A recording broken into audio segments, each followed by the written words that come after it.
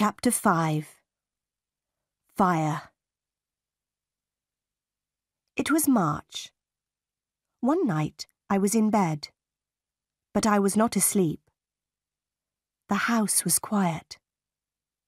Suddenly, I heard a sound in the corridor outside my room. "Who's there?" I said. Nobody answered. Then I heard a strange laugh.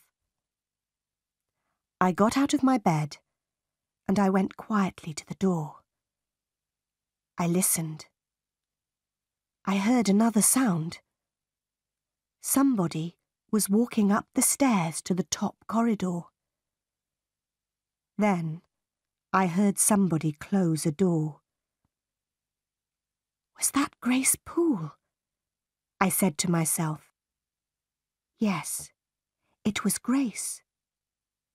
Why was she laughing? And why is she walking in the house at night? Is she mad? I must tell Mrs. Fairfax about this. I will speak to her now. I put on some clothes and I opened the door. There was a candle on the floor outside my room. The candle was burning. There was thick smoke in the corridor. I went into the corridor. I looked around me. The door of Mr. Rochester's bedroom was open, and the smoke was coming from Mr. Rochester's room. I ran into the room. "Wake up, sir!" "What happened, Jane?" "There was a fire, sir. Grace Poole tried to kill you." "Stay here, Jane. Open the window. I'll go upstairs." I sat in a chair by the window. Time passed. At last, Mr. Rochester returned. "Please don't worry, Jane," he said.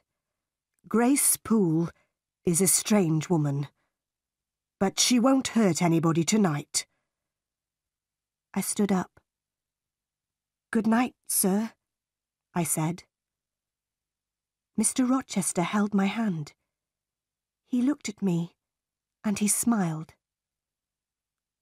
"Thank you, my dear friend," he said. "You saved my life tonight, Jane."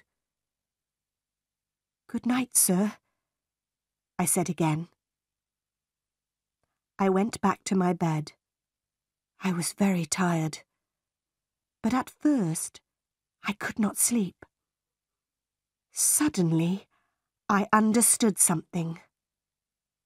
I loved Mr. Rochester.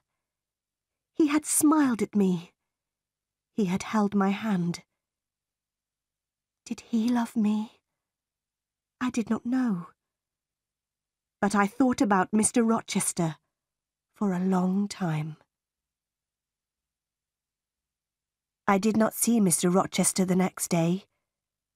He did not send for me.